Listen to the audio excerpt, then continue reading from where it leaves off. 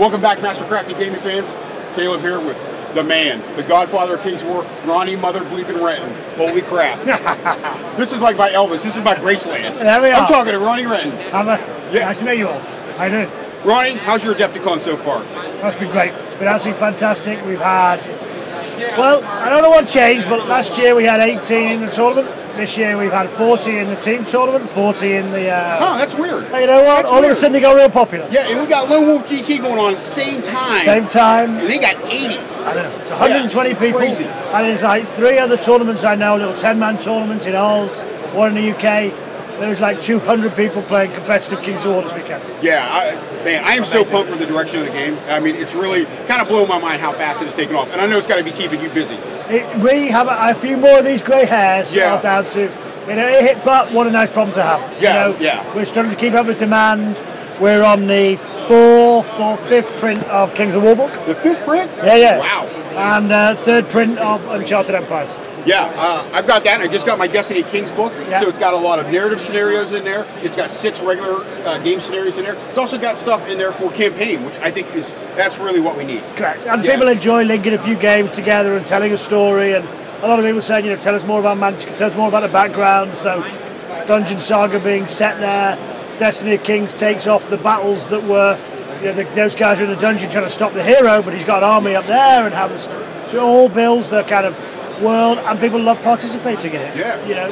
So what's the next big army? Give me that inside scoop. Well, because I know Forces of Nature is up for pre-order right now. So Forces of Nature about to hit, yes. And they're a big plastic army. We've got centaurs added to them. The centaurs are gorgeous, by the way. I love the motto options for that. Yeah, it's great. Really like and we're trying to make sure people are going to their retail store and picking some bits up. So if you've got a nature army in the Kickstarter, we're putting new stuff out, like the Uncharted Empires book, the centaurs, the Abyssal Fiend.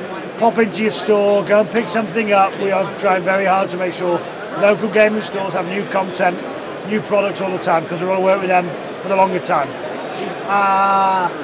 Well, you know how we like to help people who've just lost something. They're bereaved. If they're dead army, they're dead army has just been killed again. So we are going to be doing a little lovely conversion army on our undead plastics.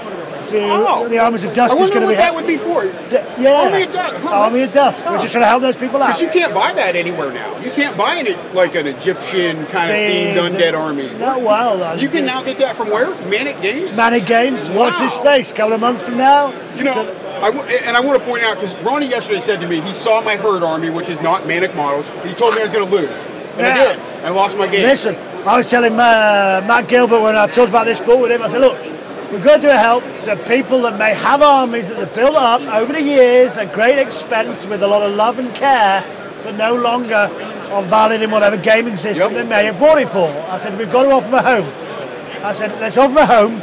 I said, we'll just make sure all those armies are weaker than the Mantic armies, okay? And he's like, you can't do that, Ronnie. I'm like, oh, you're so selfish, God damn it. So I just said, look, if they're not Mantic, -1 on every dice roll. That's what I was going to say. Here's the stat line.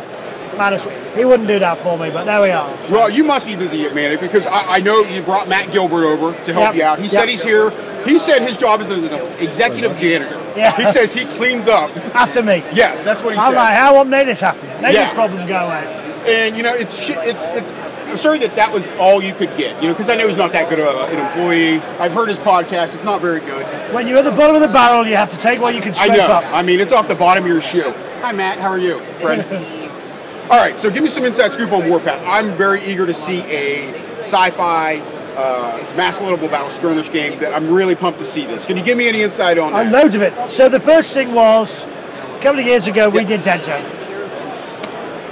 It did 1.4 million on Kickstarter. Yeah. It tooled a whole range of beautiful terrain, and we were making a skirmish game, very narrative, very interesting. I don't think anyone does that. Infinity makes a great game, but theirs is a war game with 6 figures.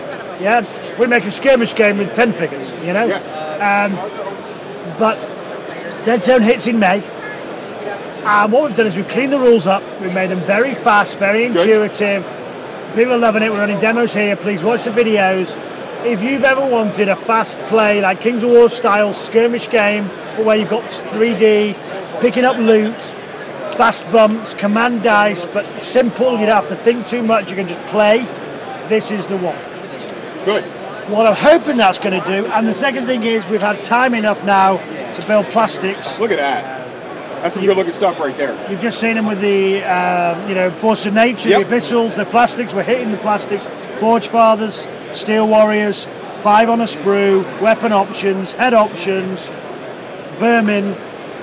So we're now hitting armies. So by going back to Dead Zone and hitting them with our plastic, it's building the universe up, and it's an easy buy-in for people who are going, yeah, you know what, I'll dip in. We've already got some hardcore like yourself who wants to go straight to the main event, cut out the starters, let's get on with the main course. But the plastic's building up, so when we came to Warpath, we could just go straight into vehicles. You add the infantry models, you've got an army. Because I don't think a sci-fi war game is a war game without vehicles. True. No, I agree. You know, and I know some of those mock-ups in the Kickstarter for Warpath were like, whoa. Yeah. I mean, damn. It's that level. Yeah. So we've got Dead Zone, which is going to bring people in, and I'm going to paint a whole army. When you painted 10, and then you painted a few more, you go, I've got 20, that's 2 squads. So I'll tell you what, I'll try Firefight. I'll do that hero. You know what, this is good, I'm enjoying that. I'll paint another couple, I've got a couple of tanks done. I'll try Epic Warpath. And the whole idea with that is, what a great 200 figures, 2 squadrons of 3 vehicles, flyers, everything else. It's going to take years to realise, but doing that and playing in 2 hours.